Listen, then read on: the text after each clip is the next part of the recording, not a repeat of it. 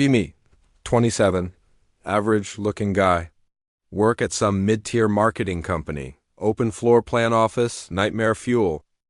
Sit next to 3 women, Sarah, Priya, and Madison. They are all between 25 and 30. All smart, all have degrees. All perpetually miserable about their love lives.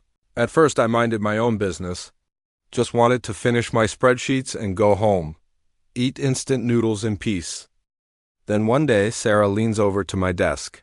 Hey, can I ask you something? Oh no. Why do guys ghost after 3 dates? I have no idea, Sarah. I'm not every guy, but I tried to answer anyway. Said something like, maybe he was not feeling it. She stared at me like I insulted her ancestors, but everything was going so well. Sure, Sarah. Priya overheard. She swivels her chair. Same thing happened to me last month, and suddenly I am the panel. I did not sign up for this. Madison joins from 2 desks down. She physically moved her chair. I am now surrounded. They wanted me to explain men. As if I have a manual? As if there is a union and I missed the memo.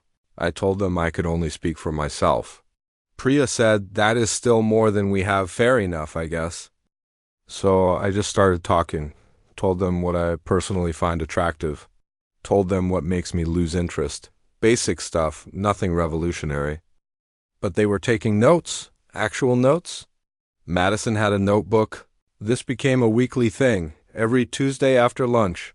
They called it the debrief. I called it my slow descent into madness. Weeks go by. I start hearing about their dates in real time. Sarah met a guy on an app. He seemed promising. She shows me the texts. I read them, tell her he seems interested but non-committal. She says that is not possible because he called her twice. I say calling twice does not mean commitment, Sarah. She disagrees. He disappears 2 weeks later. She comes to my desk. Not angry at me, just sad. You were right. I did not want to be right. Priya starts dating a guy from her gym, tall, works in finance. Sounds like a warning sign to me. I say nothing because I am not her father. She is happy. Good for her. 3 weeks and she is at my desk. He said he does not believe in labels. I nod slowly. Is that bad? I ask how she feels about it. I want a label, then there is your answer, Priya. She argues with him. He says she is being too intense. She comes back to me furious. Men always say women are too intense when we want basic things. I do not disagree with that. I tell her wanting clarity is reasonable. She says then why do men resist it? I say some men are conflict avoidant and call it independence. She writes that down. Madison is the most interesting case. She does not date much, but she has opinions, loud ones. One day she announces she does not need a man. Full speech, unprompted. I am eating my lunch. I nod politely. Men are only useful for heavy lifting and opening jars. I open a jar she struggled with 10 minutes later. She thanks me. The irony is not lost on either of us, but over time Madison softens. She admits she is lonely. Says the I do not need anyone thing is partly armor. I respect her for saying that out loud. I tell her there is nothing wrong with wanting companionship. She says society told her needing someone is weakness. I say society says a lot of stupid things. She laughs. Months pass. I have somehow become the office relationship counselor. Men from other teams start appearing. Word got around. James from accounting comes by. I heard you give good advice. I did not ask for this reputation. James wants to know if he should ask out a girl in procurement. I tell him I am not a matchmaker. He sits down anyway. I sigh. I ask him what is stopping him. He says he does not want to make things weird at work. I say that is a valid concern. He says, but she laughed at all his jokes. I say that does not always mean what you think it means, James. He looks wounded. I clarify that it might mean something. Just do not assume. He nods. He goes back to accounting. He does not ask her out. I find out later she liked him. Missed connection achieved. Back to my trio. One afternoon Sarah comes in upset. Not about a guy this time, about a comment someone made. A male manager said she was too emotional in a meeting. She was not emotional, she was just right and loud about it. She asked me what I think. I say there is a pattern where assertiveness in women gets mislabeled. She stares at me. Did you just validate my experience? Yes, Sarah, I am capable of that. She tells the others. Priya comes over. He said the emotional thing. Madison joins. Classic. And now I am in a conversation about workplace sexism, not what I planned for a Wednesday. But honestly, not wrong either. I tell them the double standard is real. A man who is forceful in a meeting is called decisive. A woman who does the same gets called aggressive. They all nod vigorously. Madison says this is why she does not trust most men. I ask if she trusts me. She pauses. You are an exception. I ask why. She thinks about it. You actually listen. Priya says the bar is low. I say yes, the bar is embarrassingly low. We all agree on that. Weeks later, the dynamic shifts slightly. A new guy joins the team. His name is Derek. Derek has opinions. Derek thinks feminism has gone too far. He says this unprompted at a team lunch. The table gets quiet. Sarah asks him to elaborate. Derek says women want equality, but still expect men to pay for dates. Classic Derek argument. Priya says those are two separate issues. Derek says they are not. Madison says they absolutely are. I am sitting there eating my sandwich. Derek looks at me. Back me up, man. Oh no, Derek. I put down my sandwich.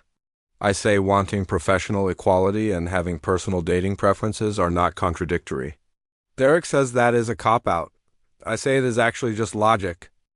Derek does not like this. He expected male solidarity. I did not come to work to perform male solidarity, Derek. Sarah looks at me with something like surprise. Priya nods. Madison smirks. Derek sulks for the rest of lunch. Later he comes to my desk. I thought you were a normal guy. I tell him I am the normal guy. You took their side. I tell him I did not take a side. I just disagreed with him. He says men need to stick together. I ask why. He does not have a great answer. He walks away. The three of them heard everything. Madison gives me a small nod. That is the Madison equivalent of a standing ovation. More time passes. Sarah goes on a date with someone new. She comes in the next morning glowing. Tells me everything without being asked. He opened doors, listened, did not check his phone once. I say that sounds like a good date. She says, why can't they all be like that? I say some of them can.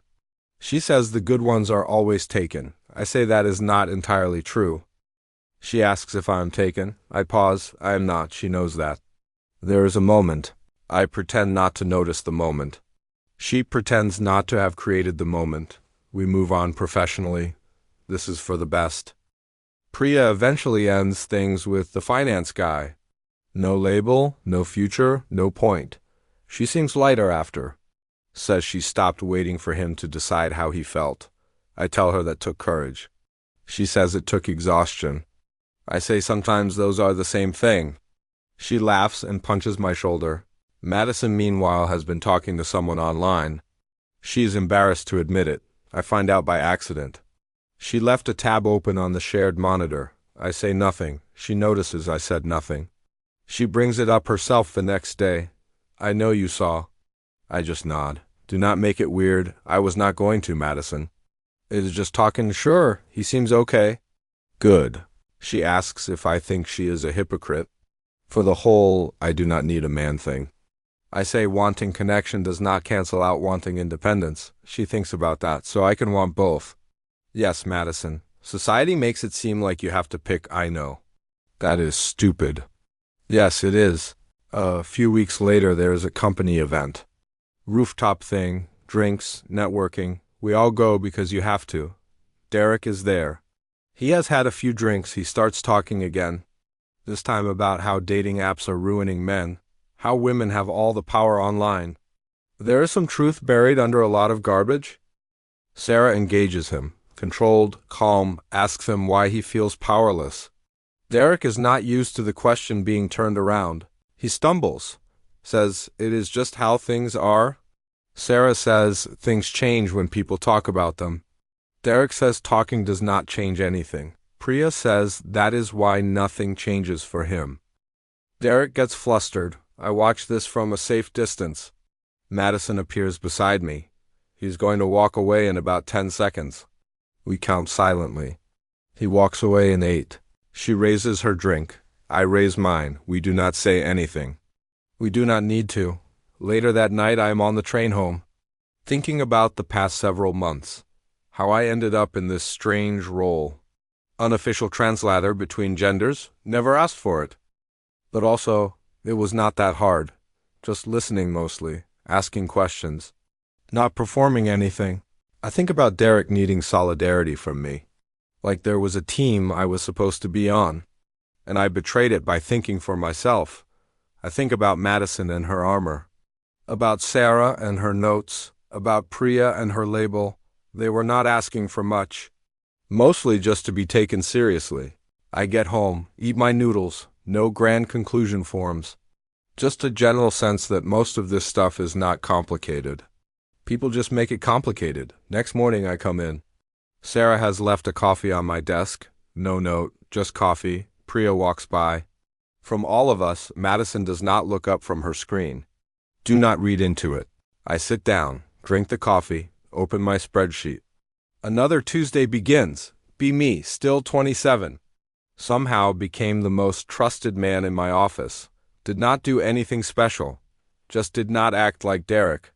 Maybe that is the bar. Maybe we should raise it. The end.